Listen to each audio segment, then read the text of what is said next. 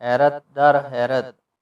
चंद लम्हे तक खामोशी तारी रही। आखिर एक प्रोफेसर ने कहा, यही तो हम कहते हैं कि ये कैसे हो सकता है। आपका जहाज 6 घंटे लेट पहुंचा है। एयरपोर्ट का हर आदमी ये बात आपको बताएगा। सैकड़ों लोग इन मुसाफिरों का 6 घंटे इंतजार कर चुके हैं। जहाज को यहाँ दोपहर के ठीक 3 बजे पहुँच जाना चाहिए था। हमारे हालात और नज़दीकी एयरपोर्टों ने अचानक हमें बताया कि जहाज फ़ज़ा में से अचानक गायब हो गया है और कोशिश के बावजूद कहीं नहीं देखा जा रहा। यह खबर हैरान कुन तरीन थी। सब ने ये ख्याल किया कि जहाज में खराबी हो गई और ज़मीन पर गिर गया, इसलिए ज़मीन पर उसकी तलाश शुरू हो गई। लेकिन इस तमाम रास्ते में कहीं से भी जहाज के गिरने की खबर ना मिली और हम लोग हैरत के समुंदर में डूबते गए। इससे ज़्यादा दिलचस्प बात आज तक सुनी नहीं गई थी कि फ़ज़ा में उड़ता हुआ एक जहाज़ अचानक गायब हो जाए। ना वो ज़मीन पर गिरा हो, ना फ़ज़ा में कहीं नज़र आए, तो वो आखिर जा कहाँ सकता है। इस सवाल ने सबको चकरा दिया। हम लोगों को इन लम्हात में हज़ारों चक्कर तो ज़रूर आए होंगे और फिर 3 घंटे पहले इतला मिली कि जहाज़ अचानक फ़ज़ा में नज़र आ गया है।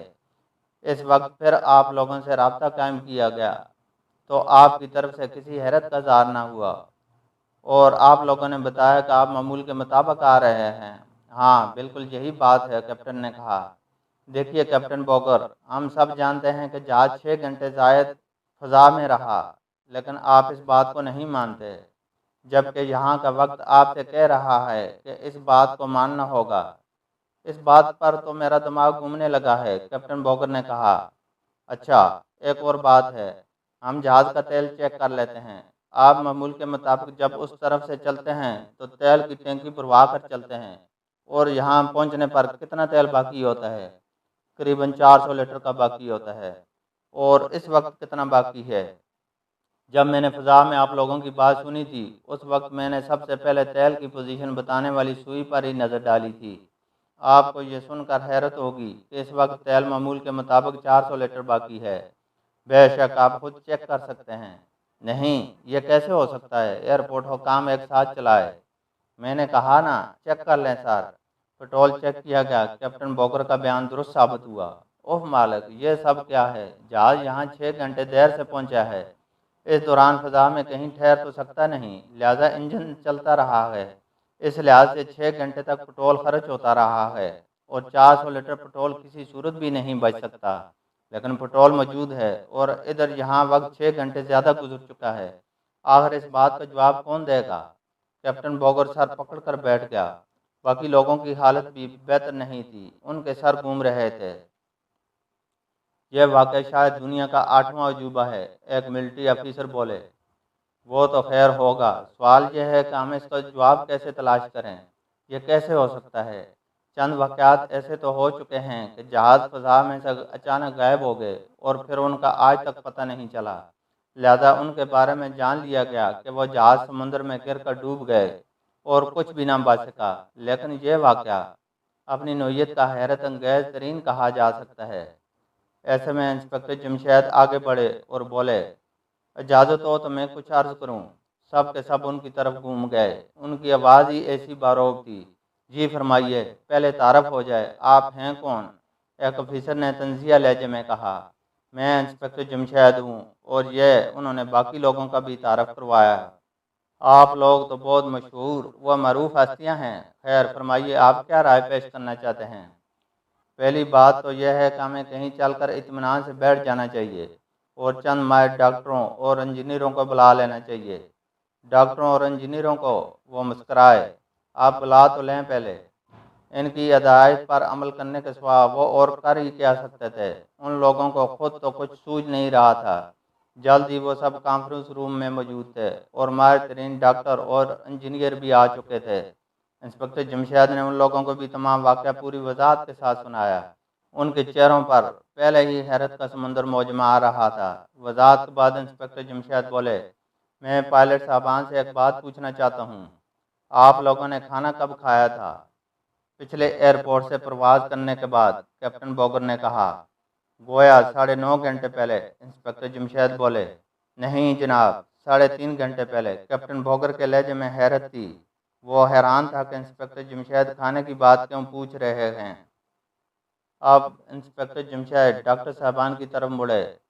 ڈاکٹر صاحب، ان لوگوں نے کھانا ہمارے حساب سے 9.5 گھنٹے پہلے کھایا تھا، ہمارے وقت کے لحاظ سے، لیکن ان کا کہنا ہے کہ انہوں نے کھانا 3.5 گھنٹے پہلے کھایا تھا۔ ہمارے حساب سے وہ کھانا ان کے معدوں میں اب موجود نہیں ہونا چاہیے، کیونکہ 6 گھنٹے میں کھانا ہضم ہو جاتا ہے، لیکن اگر 3.5 گھنٹے گزرے ہیں تو کھانا ان کے معدوں میں موجود ہوگا۔ بس آپ صرف یہ چیز چیک کر لیں۔ اب سمجھ میں بات آئی کہ آپ کیوں یہ پوچھ رہے تھے۔ کیپٹن بوگر مسکرایا۔ پہلے تو کیپٹن صاحبان خود ہی بتا دیں کہ وہ بھوک محسوس کر رہے ہیں، ایک ڈاکٹر نے مسکرا کر پوچھا۔ نہیں، ابھی تو ہم 3 گھنٹے بعد کھانا کھائیں گے۔ وہی کرنا ہوگا جو میں نے کہا ہے، انسپکٹر جمشید نے کہا۔ اچھی بات ہے، ہم ابھی ان لوگوں کے معدوں کو چیک کر لیتے ہیں۔ آئیے صاحبان۔ ڈاکٹر انہیں لے کر ایک دوسرے کمرے کی طرف چلے گئے۔ اب انسپکٹر جمشید انجینئروں کی طرف بڑھے۔ آپ جہاز چیک کر لیں اور اس میں کسی تبدیلی کا پتہ چلائیں۔ اچھی بات ہے، انہوں نے کہا اور اٹھ کر جہاز کی طرف چلے گئے۔ ان کے جانے کے بعد انسپکٹر جمشید بولے، گاڑیاں پیچھے کی جا سکتی ہیں، جہاز میں پٹرول ڈلوایا جا سکتا ہے، لیکن ان لوگوں نے کھانے کا حساب ہرگز نہیں رکھا ہوگا۔ کیا مطلب؟ آپ کیا کہنا چاہتے ہیں؟ ایئرپورٹ کے ایک افیسر نے حیرت زدہ انداز میں کہا، یہ کہ ان لوگوں نے کوئی سازش کی ہے، جہاز کو اچانک کسی نامعلوم جگہ اتارا ہے۔ کیوں اتارا ہے، یہ بات ہمیں معلوم کرنا ہوگی۔ بالکل، اب تو یہ کیس ہماری جانوں کے ساتھ چپک کر رہ جائے گا، فاروق بولا۔ اسی وقت ڈاکٹر صاحبان آ گئے۔ ان کے چہروں پر حیرت تھی۔ کھانا ان کے معدوں میں ابھی تک موجود ہے اور اسے مکمل طور پر ہضم ہونے میں 3 گھنٹے لگیں گے۔ ان کے منہ سے ایک ساتھ نکلا۔ پھر وہ محمود، فاروق اور فرزانہ کی طرف بڑھے۔ تم ڈاکٹر صاحب کے ساتھ جہاز کے مسافروں کے پاس جاؤ، ان میں سے بھی چند ایک کے معدے چیک کرنا ہوں گے، ان کے بیانات بھی لے لینا کہ کتنی دیر پہلے انہوں نے کھانا کھایا تھا۔ جی بہتر، آئیے جناب۔ وہ تینوں ڈاکٹروں کو ساتھ لے کر چلے گئے۔ آپ اپنے ملک کے لیے کیا کر سکتے ہیں؟ انسپکٹر جمشید نے اچانک پائلٹوں سے پوچھا۔ ساتھ ہی ان کی نظریں ان کے چہروں پر گڑ گئیں۔ جو بھی حکم دیا جائے، ہم ملک کے لیے جان کی بازی لگانے کے لیے بھی تیار ہیں، ایک نے کہا۔ آپ کے ساتھ راستے میں گڑبڑ تو نہیں ہوئی؟ جہاز کو اغوا تو نہیں کر لیا گیا تھا؟ ہرگز نہیں، ایسی کوئی بات نہیں ہوئی، بلکہ کسی قسم کی بھی کوئی بات نہیں ہوئی۔ ہم نے اپنا سفر بالکل معمول کے مطابق طے کیا ہے اور اپنے حساب سے بالکل ٹھیک وقت پر یہاں پہنچے ہیں، 1 منٹ کا بھی تو فرق نہیں۔ اب یہ اور بات ہے کہ جب ہم یہاں پہنچے تو 6 گھنٹے کا وقت زائد گزر چکا تھا، پر یہ کس طرح ہو سکتا ہے، ہم کچھ نہیں جانتے، دوسرے نے جذباتی انداز میں کہا۔ اب انسپکٹر جمشید اس افیسر کی طرف مڑے اور مسکراتے ہوئے بولے، آپ کا خیال بالکل درست ہے۔ کون سا خیال؟ وہ چونکہ یہ کہ یہ تینوں فٹ ہیں، ان پر کسی قسم کا شک نہیں کیا جا سکتا۔ ہاں، لیکن پھر اس واقعے کو ہم کس طرح ہضم کریں؟ ایک اور افیسر بولے، واقعے پر غور کیا جائے گا اور جو کچھ بھی کرنا پڑے گا وہ کریں گے۔ تھوڑی دیر بعد انجینئر بھی آ گئے۔ ان کے انچارج نے کہا، جہاز بالکل ٹھیک ہے، لیکن کیا؟ وہ چونکہ ایک عجیب بات محسوس ہوئی ہے اور پھر اس بات کو سمجھ نہیں سکے۔ جلدی بتائیں۔ جہاز کا رنگ بالکل سفید تھا، اب قدرے بھورا ہو گیا ہے۔ ان کے منہ سے نکلا۔ کیپٹن صاحب، آپ تو ہر وقت جہاز کو دیکھتے رہے ہیں، ذرا جا کر اس چیز کا بھی جائزہ لے آئیں، انسپکٹر جمشید نے حیرت زدہ انداز میں کہا۔ جی بہتر، تینوں نے کہا اور باقی عملے کو بھی ساتھ لے کر چلے گئے۔ اسی وقت ڈاکٹر صاحبان کے ساتھ محمود، فاروق اور فرزانہ آ گئے۔ ان کے معدوں کا بھی وہی حال ہے، معدوں میں کھانا ابھی موجود ہے اور اسے ہضم ہونے میں 3 گھنٹے لگیں گے۔ خیر، دیکھتے ہیں، یہ کہہ کر وہ خلا میں تکنے لگے۔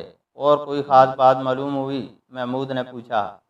جہاز کی مشینری بالکل ٹھیک ہے، کہیں کوئی فرق نہیں ہے، بس ایک فرق نظر آیا ہے اور وہ یہ کہ جہاز کا رنگ سفید تھا لیکن اب بھورا ہو گیا ہے۔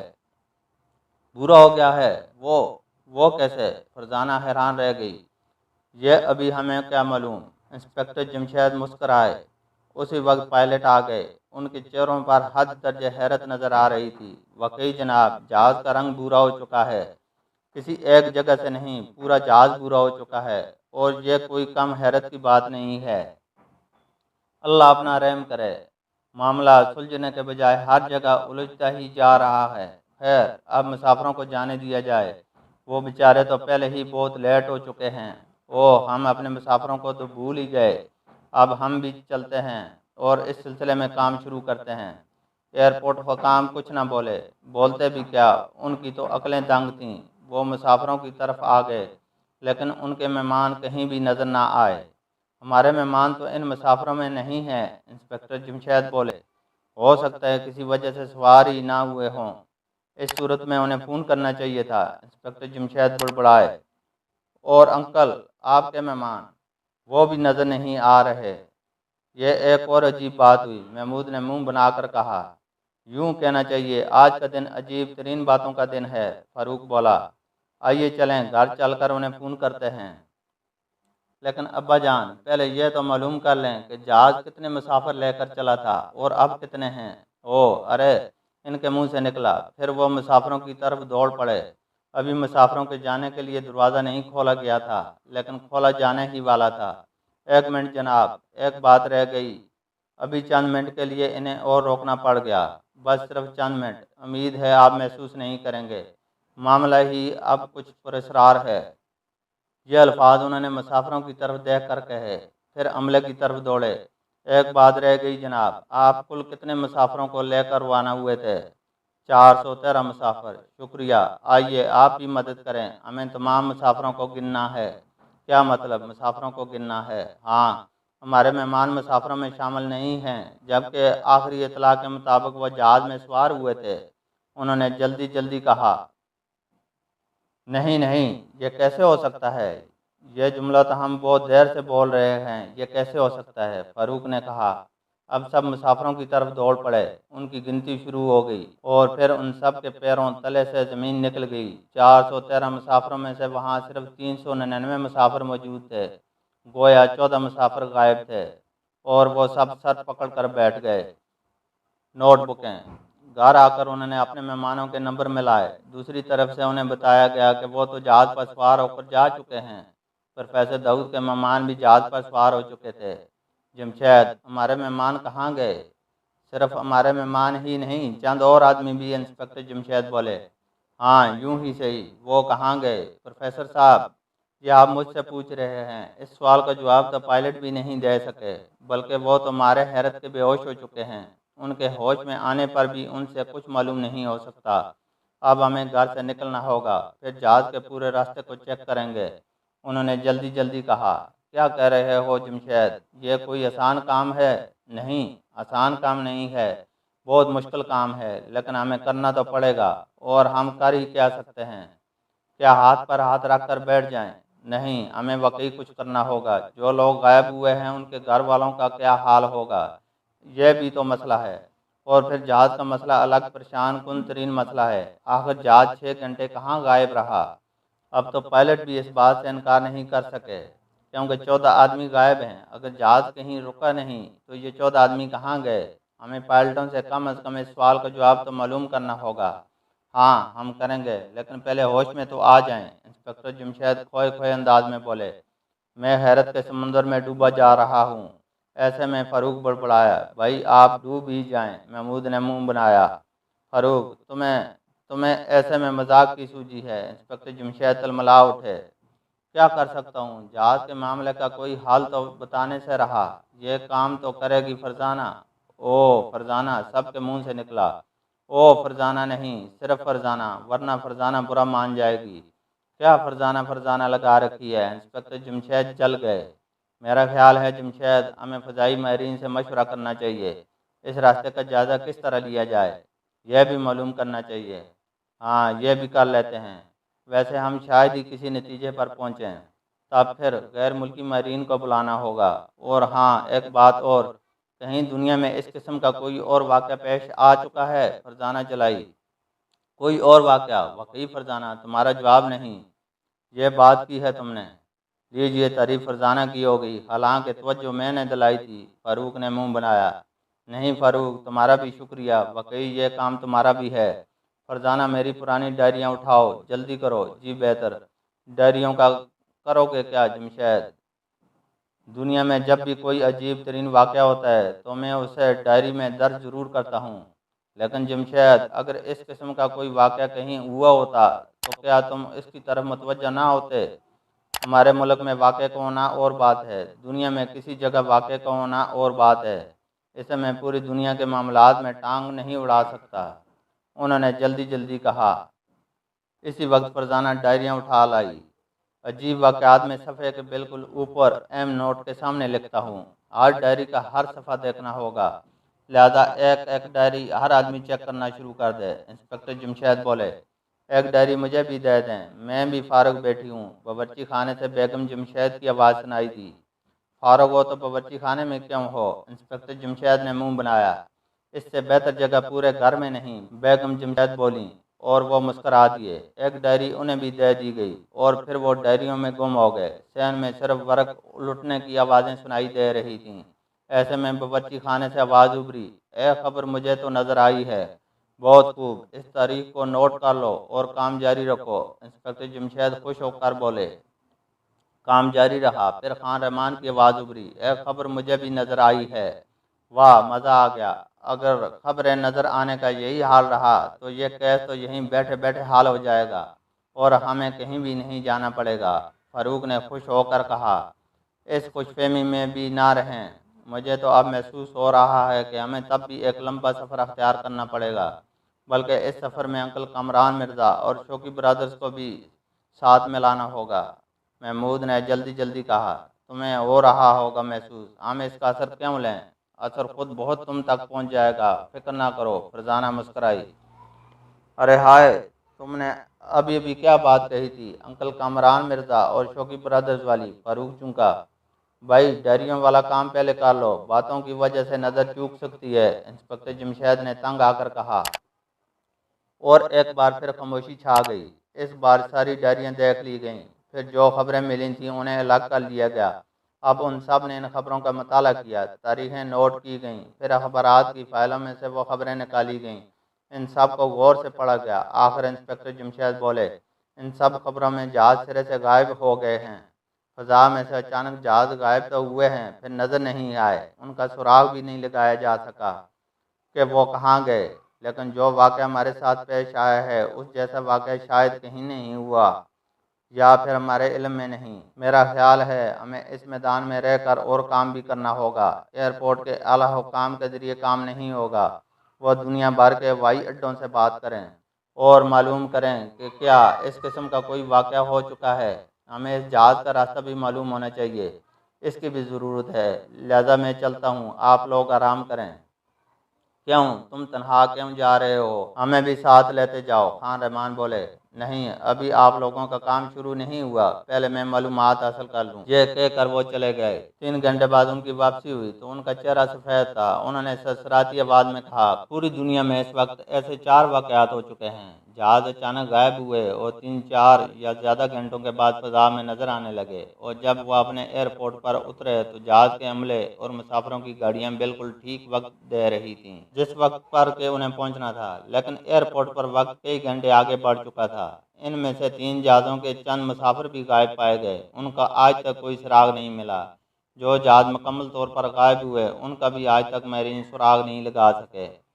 سمندر کی تہہ تک چھان ماری گئی، آج تک سراغ اگر کوئی لگ سکا تو بس ایک، یہاں تک کہہ کر وہ خاموش ہو گئے۔ مارے حیرت کے ان سب کا برا حال تھا۔ آخر پروفیسر داؤد بولے، اور وہ سراغ کیا ہے جمشید؟ یہ کہ ان تمام جہازوں کے راستے میں بحر اوقیانوس کا ایک حصہ مشترک ہے، سب جہاز سمندر کے اس حصے سے گزرے تھے۔ کیا مطلب؟ وہ چونکہ